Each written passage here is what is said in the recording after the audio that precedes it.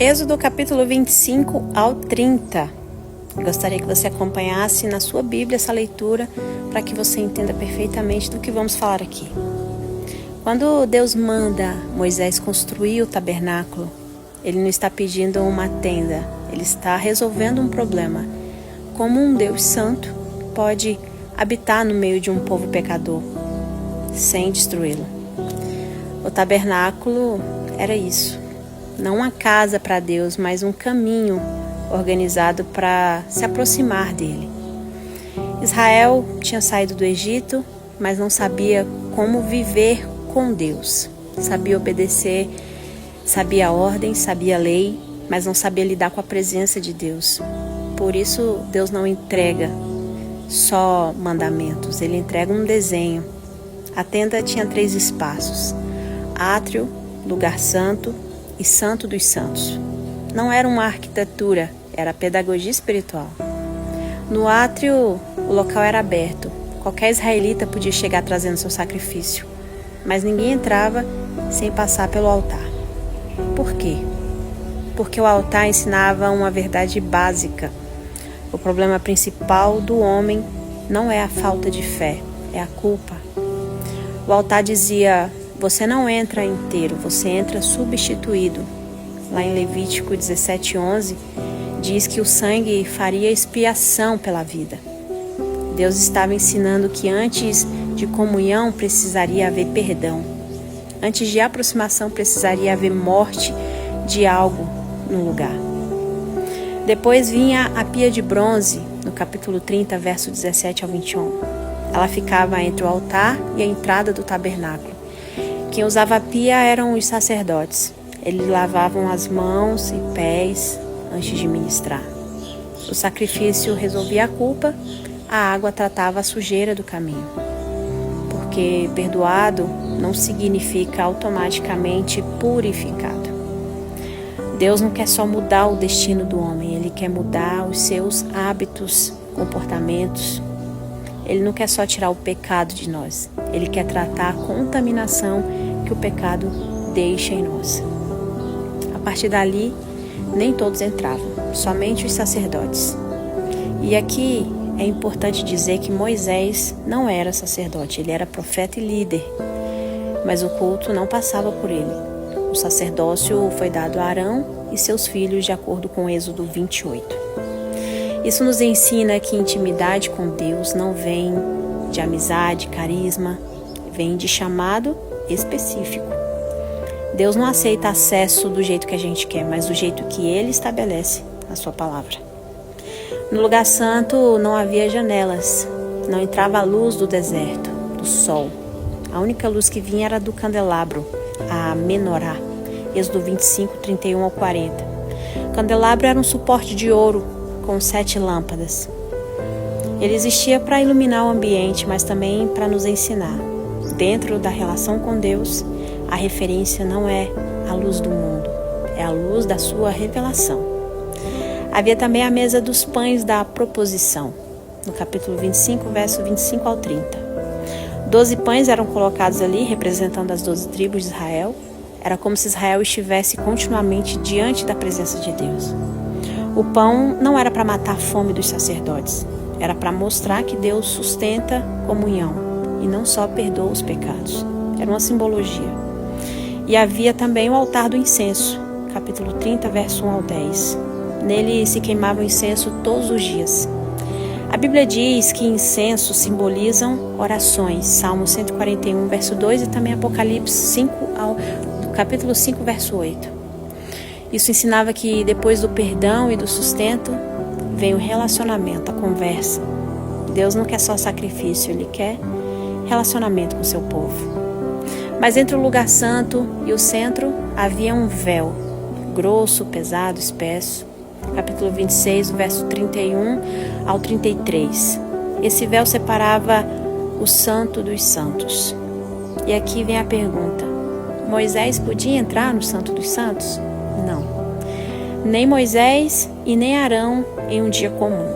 Somente o sumo sacerdote uma vez ao ano no dia da expiação, de acordo com Levítico 16. Por quê?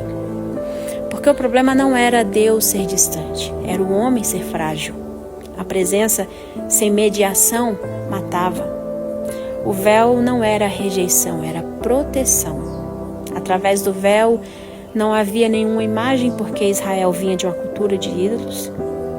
E Deus estava ensinando: eu não me revelo por forma, eu me revelo por aliança. E lá atrás, no Santo dos Santos, ficava a Arca da Aliança. Êxodo 25, do 10 ao 16, você vai ver a sua confecção. Dentro dela estavam 3 coisas: as tábuas da lei, que está lá em Êxodo 25, 16, representava a justiça de Deus. Ficava também o maná, lá de Êxodo 16, do verso 32 ao 34, que Deus mandou guardar, representava a provisão diária. E também a vara de Arão que floresceu, lá em Números 17, do verso 8 ao 10. Representava a autoridade escolhida por Deus. Justiça, provisão e autoridade. Deus mostrando que seu governo não é emocional, é moral, é sustentador e é legítimo. Entre a arca havia o propiciatório, lá em Êxodo 25, do 17 ao 22. Ele era como uma tampa de ouro, com 2 querubins inclinados, um de frente para o outro. Era uma espécie de trono invisível. Ali o sangue era colocado uma vez por ano. Quem trazia esse sangue era o sumo sacerdote, que depois de sacrificar um animal pelo povo, oferecia em sacrifício em cima do propiciatório. O propiciatório ensinava algo profundo. A lei estava dentro da arca, mas o sangue ficava sobre a arca. É como se Deus estivesse dizendo: a minha justiça é real, mas a minha misericórdia é maior. Agora, por que tantas camadas no tabernáculo? Por que cortinas, peles, coberturas? Porque a presença precisava ser protegida, não de Deus para o povo, mas do povo para Deus. Por fora, o tabernáculo era feito de peles, nada chamativo. Por dentro era linho fino, azul, púrpura, querubins, bordados, ouro. Por fora poeira, por dentro um céu costurado. E isso nos ensina que Deus não se revela pela aparência, mas pelo conteúdo. Ele não mora no brilho, ele mora na ordem. Êxodo 25 ao 30 não é Deus preocupado com decoração, é Deus desenhando um caminho, do altar ao trono, da culpa à comunhão. E por isso, reproduzir o tabernáculo hoje como uma estrutura física seria perder o sentido do próprio tabernáculo. Porque ele nunca foi o fim, ele foi o meio. Ele era a sombra, o caminho agora é vivo. O véu foi rasgado na cruz, o altar ganhou nome, a arca virou presença no coração. Construir a tenda de novo é ignorar que Deus agora mora dentro de nós. O tabernáculo não era uma casa para Deus, era um espelho para o homem. Ele dizia: você não está pronto como pensa, mas eu preparei um caminho até a minha presença. E é aqui que Êxodo 25 ao 30 deixa de ser uma história e passa a ser o nosso espelho, porque o tabernáculo não desapareceu, ele mudou de endereço. Hoje nós somos o tabernáculo, não de pano, mas de carne, não no deserto, mas espalhado pelo mundo. A cruz se tornou o altar, não porque Deus mudou, mas porque o sacrifício foi cumprido. O sangue que antes era trazido uma vez ao ano, agora foi derramado de uma vez por todas na cruz. A pia virou uma fonte de águas vivas, porque ele não apenas perdoa, ele purifica também. Não só tira a nossa culpa, como também a sujeira do pecado. O candelabro virou a palavra, porque agora a luz não está no objeto, está numa voz que nos guia por esse caminho, a palavra de Deus. A mesa virou comunhão, porque Deus não apenas salva, ele também sustenta. O incenso virou acesso, porque oração não precisa de fumaça, precisa de fé. E o véu foi rasgado, de alto a baixo. Não porque Deus ficou menos santo, mas porque o sacrifício ficou suficiente. O Santo dos Santos não ficou vazio, ele se moveu. Agora o trono não está atrás de um pano, está diante de um coração quebrantado. Aleluia. Então a pergunta de Êxodo continua sendo válida para nós. Em que parte do caminho nós estamos? Cristo nos pergunta de uma forma mais direta: por que paramos no meio do caminho? Porque tem gente que ainda vive no átrio, mas o véu já foi rasgado. Porque ainda tem pessoas que se vê como indigno, mas o sangue já foi aceito. Porque insistimos em nos limpar sozinhos se a água já está disponível e corre.